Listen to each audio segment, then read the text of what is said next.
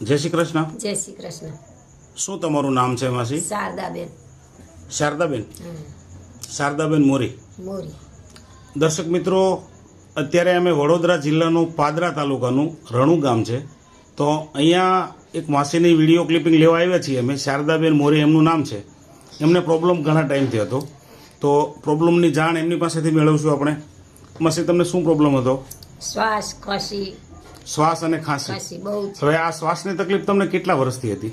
15 વર્ષથી. 15 વર્ષથી. તો શ્વાસ ચડે ત્યારે તમારી પરિસ્થિતિ શું થાય? તકલીફમાં શું થતું હતું તમને? ઊભું ના થવાય, બેસી સુવાય ના, બેહાય ના. તમે કોઈ કામકાજ કરી શકતા હતા ખરા? કશું ના કરી શકાય, ખવાય નહીં. પછી આમના માટે આપણે કોઈ દવા લીધેલી ખરી? બધી ઘણી દવા લીધી, ડોક્ટર બોલાવી લાવે. હવે સાહેબ, માસી તમારે શું થાય છે? મારે મધર થાય. હવે એને શ્વાસનો એટલો જબરદસ્ત પ્રશ્ન હતો સાહેબ હા હા કે દરરોજ કાં તો દર ત્રીજે દિવસે રાતે તો મારે ફરજિયાત ડોક્ટર બોલાવવા પડે. દર ત્રીજે દિવસે રાતે? ફરજિયાત જ. મારા મિત્ર છે, ફોન કરીએ એટલે આવે, 2 ઇન્જેક્શન આપીએ ત્યારે સવાર થાય. મતલબ તમારે ઇન્જેક્શનો 2-3 દિવસે ફરજિયાત આપવા પડે. ત્યારે માસીને શરૂ થતું હા. હતું. હવે માની ઉંમર કેટલી છે? એની અત્યારે 73 ઉપર થઈ. 73 વર્ષ ઉપર. તો આપણે જોઈ શકાય છે દર્શક મિત્રો કે અત્યારે માસીની 73 વર્ષની ઉંમર છે. હાલમાં શારદા માસીને તબિયત કેમ છે અત્યારે ઘનશ્યામભાઈ? ખૂબ સારી. ખૂબ સારી છે. ખૂબ સારી. અત્યારે કોઈ પ્રોબ્લેમ નહીં. અત્યારે પ્રોબ્લેમ નથી, તો એ પ્રોબ્લેમ દૂર થવાની પાછળનું કારણ શારદા માસી તમે ખુદ બતાવો કે શેનાથી તમને પરિણામ મળ્યું છે? આ ડબ્બો એ નેત્રામોર. નેચરામોર. હા. બરાબર. હવે આ નેચરામોર માસી તમને મળ્યો છે કોના માધ્યમથી? આ મારા દીકરાલા એક સાહેબ મળ્યા છે. ઘનશ્યામભાઈ, આ માહિતી તમને મળેલી હતી ને? હા. નેચરામોરની માહિતી. ત્યાર પછી તમે આ શારદા માસીની નેચરામોર શરૂ કરાવ્યો. મને કહે છે કે આ ચાલુ કરો. હમ. મેં બોલ્યા ભાઈ વર્ષોથી હું ડોક્ટરની દવા કરાવું છું. તમને માહિતી મળી હતી તો તમે પેલા સ્વીકારવા તૈયાર હા, નહોતા? બિલકુલ નહીં. મેં કહ્યું વર્ષોથી ડોક્ટર પાસે દવા કરાવું છું યાર, નથી મળતું, હા. તો આ ટીન શું મટાડશે યાર. મેં કહ્યું અચ્છા. લેજે ને, મને નથી જોઈતું ભાઈ. અચ્છા, એવું તમે બોલેલા હા. પહેલા? તો કે સાહેબ ચાલુ તો કરો, 3 થી 4 ટીન પૂરા કરો, જો પરિણામ ના મળે તો બંધ કરી દેજો. હા. મેં કઈ વાંધો નહીં, હા, ચાલો. બરાબર છે. તો ખરેખર 4 ટીન પછી હા. જે મારે કાયમ માટે ડોક્ટરને બોલાવવા પડતા એ બિલકુલ બંધ થઈ ગયું. બરાબર. અને ત્યાર પછી તો એટલું સારું થયું, ટેબ્લેટ ટેબ્લેટ પણ બંધ.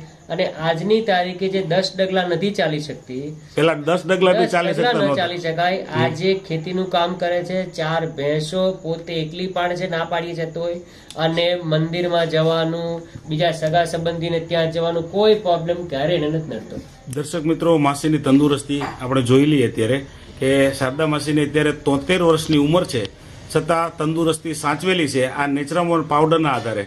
તો અત્યારે તમે માસી ચાલી શકો છો કેટલું? હા, યાત્રા જવું. યાત્રાએ જાઓ છો? હા, 36 કિલોમીટર ચાલીને 2-3 વર્ષથી જવું. 36 કિલોમીટર. 36 દર્શક મિત્રો, ખુશ થવા જેવી બાબત છે કે ઘણા બધા વડીલો આવી તકલીફોથી પીડાતા હશે, તો આ તકલીફમાં શારદા માસી અત્યારે છેલ્લા 3 વર્ષથી 36 કિલોમીટરની યાત્રા કરે છે, છતાં કોઈ પ્રોબ્લેમ નથી. હવે તમે યાત્રા કરેલી એ કયા ગામથી કયા ગામ સુધી? ભાયલીથી ફાજલપુર. કયું ગામ? ભાયલીથી ફાજલપુર. ભાયલીથી ફાજલપુર. હા. પછી અમરદાડે મેં, પછી સારસાથી બાલકુબેર, કાસુર. બરાબર. તો આ તમામ યાત્રા તમે ચાલીને કરેલી છે? ચાલીને જ જવું. બરાબર છે. તો તમે માસી આવું વિચારેલું ખરું કે તમારી તબિયત પાછી આવી થઈ જશે, એવું તમે વિચારેલું ખરું ક્યારે? તું બાપા છોકરાને નાચ કરી દીધું તો કાવ મને મટે જ નહીં. આવું તમે વિચારેલું પહેલા? હા.